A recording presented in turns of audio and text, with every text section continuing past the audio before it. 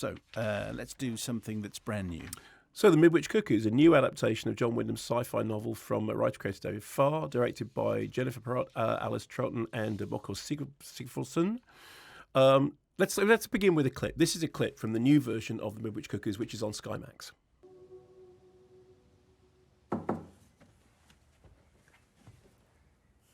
Bought you a tea. How are you feeling? Is this my free session? Paid for by the government. No, I'm just asking you how you are. It's disturbing, and it's okay to say so.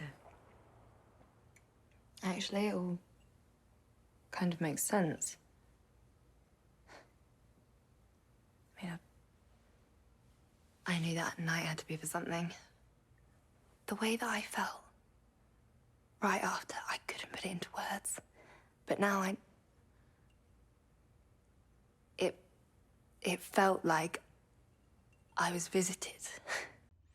And of course, that's exactly what happened, because on the night in question, the sleepy village town of Midwich was indeed visited.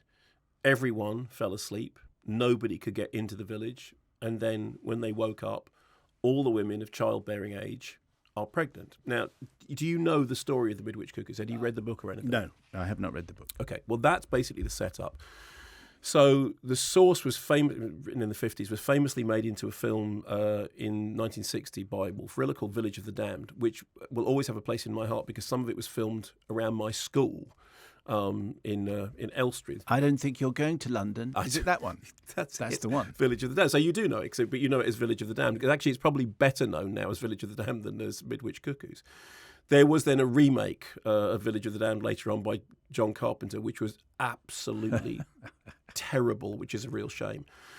But the novel is really fascinating because, as I said, this story, something happens, nobody's sure what. The women of childbearing age become pregnant and they give birth to these children who are preternaturally talented, who develop very fast and clearly have some kind of telepathic connection between each other. So they are, I mean, the title tells you the cuckoos. It's the cuckoos in the nest.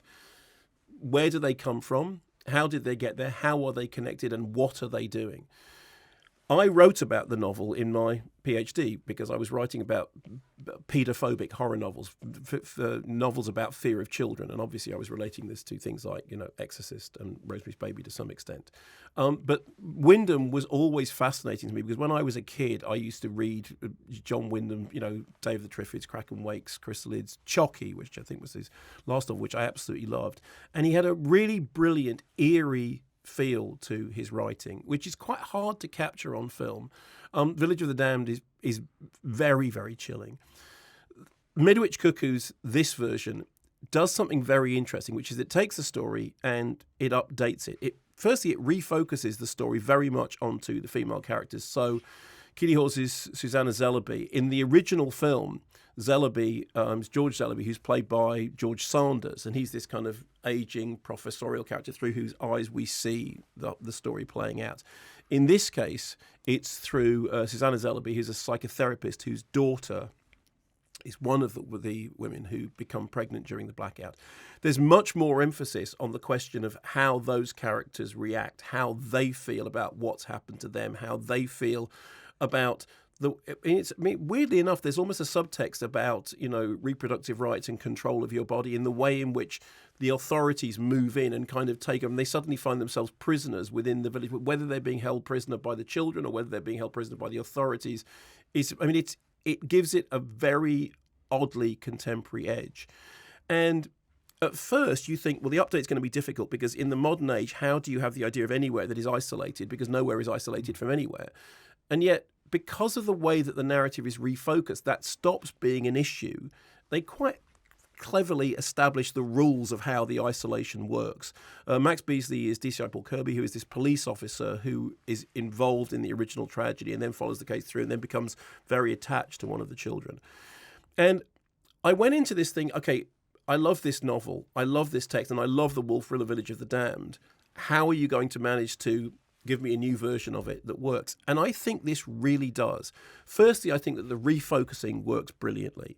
Secondly, I think that it makes an awful lot of sense. Like it manages to take a science fiction story, a fairly outlandish science fiction story, and give it a down-to-earth, very, very, and it feels very close to home. To make that that eerie and uncanny feel very, very domestic. It has a brilliant score by Hannah Peel, which is kind of like a nursery rhyme reimagined by John Carpenter, which has a kind of retro thing going on, but also feels very contemporary. And when it needs to be scary, it is scary. I mean, when it needs to have there's a hint of the glowing eyes that you'll remember. But it's all that stuff is very much hinted at. But when it needs to be creepy, when it needs to be, I don't think you're going to go to London, it does that stuff well. Does someone say that? But watch the series. Okay. But not quite. No. But the principle about not leaving is the key thing. But what's really interesting is that Wyndham's fiction wasn't horrifying; it was perplexing. There was something really perplexing about Wyndham. And I think that what makes this new Midwich Cuckoos work really well is that it is really perplexing in a way that's actually very satisfying and very rewarding. I thought it was well written, well directed, very well played, brilliantly scored, as I said. And I watched the whole thing, and I was really kind of bound up in it, and it kind of felt like a relief because I thought, okay, I want this to be good, but I think it's unlikely that it's going to work as well as it should do. And I thought it really brought a fresh eye to a text that I love. That it looked like it was made by people who understood what was great about the original book, and also understood that you can't just simply do that again. You have to bring something new to the table, and I really thought they did. Is the isolation of Midwich similar to the isolation of the village in Men, which you were talking about? And this is the weird thing, that this is exactly the comparison that I was making. There was a moment when I was watching Men when I thought she's landed in Midwich. Okay. And where can I see this new and very intriguing version of the Midwich Cuckoos? You can see it on Sky Max and Now, and I think you'll enjoy it, not least because I think from a writing point of view, you'll find it really intriguing. Is that Sky Max Beasley? It's Sky Max. Just checking.